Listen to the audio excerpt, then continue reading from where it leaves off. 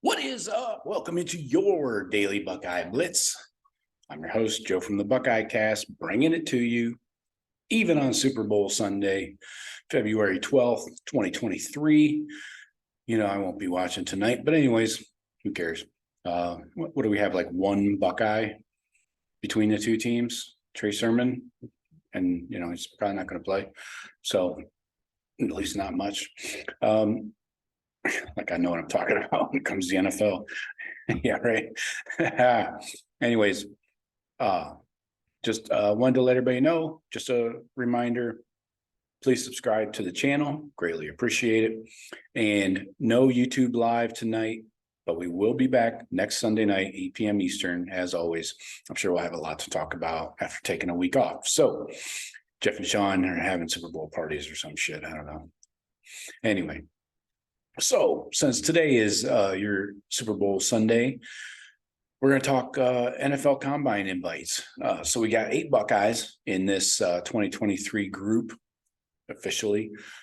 We consider it 2023 NFL Combine. So 8 of your 2022 Buckeyes have been invited to the Combine.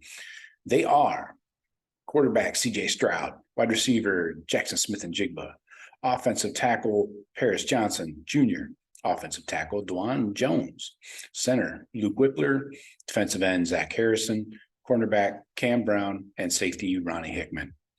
A few guys that were not invited of note: D tackle Teron Vincent, D tackle Jerron Cage, and safety Tanner McAllister. Also kicker Noah Ruggles. Maybe you got an invite if you made that last kick against Georgia. Oh, easy, too soon.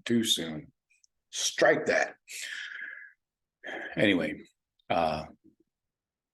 so what do you guys think? Think some of these guys should have got invited? I don't know. Seems like Teron Vincent could have got an invite through his dad's connections, but I'm sure he'll get a camp invitation, you know. So not too worried about that. Anyway, in this class of combine invites, we got Alabama leading the country with 13 prospects invited. Georgia had 12. Then you got Florida, LSU, Michigan, and TCU with 9. TCU has to be decimated if they give up 9 NFL draft picks. Don't look for them to be in the top 20 next year. And Ohio State and Clemson had 8 each. So I did want to compare our last 4 classes of offense versus defense, how it kind of broke down when it comes to NFL Combine invites. So this year we got 5 offense, 3 defense. Last year we had 5 offense, 2 defense. 2021, 5 offense, 7 defense. And 2020, 5 offense, 6 defense. So 2020 would have been that loaded class with Okudah and Chase Young and shit. So, but anyways, wanted to point out things that I have talked about in the past about the roster imbalance, and you're seeing it in these combine invites over the last 2 years. This year, only 3 guys on defense. Last year, only 2 guys on defense.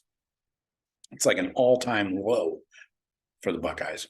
So got to even these things out, in my opinion.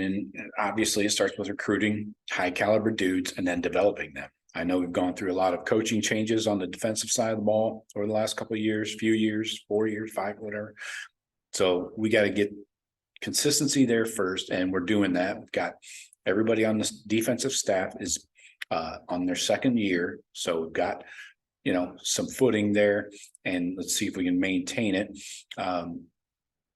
So, and that obviously it's going to pay off on not just our team, but in the development of dudes and, you know, development for their pro careers. So one thing I did want to mention, a little side note, but as it relates to the NFL draft, this kind of cracks me up. So you can get odds right now for the first overall pick in the NFL draft. Right now, Bryce Young leading the way comfortably at -110, CJ Stroud plus 275. So a drastic difference there. And then another huge gap here. Will Levis at plus 500 comes in third. Jalen Carter plus 500. So to see those two guys, Jalen Carter obviously being a defensive tackle, kind of funny that he's in line with Will Levis, but is that good? And then Will Anderson from Bama at plus 700. So still don't understand the Bryce Young is better than everybody statement by these books putting these odds out. He's a little dude, man. He's not 6 feet tall.